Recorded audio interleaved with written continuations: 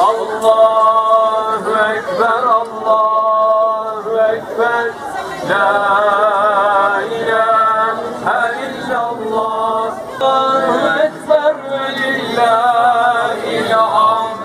Allahümme salli ala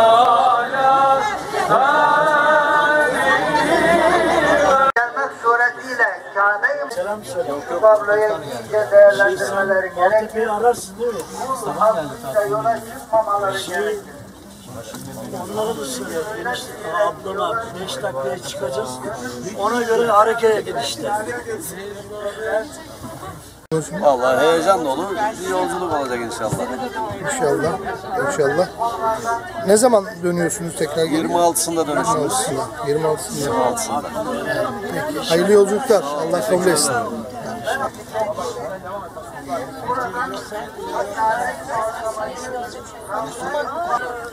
Teyzeciğim sen ne hissediyorsun? Çok heyecanlıyım oğlum. Çok mutluyum oraya gitmekle.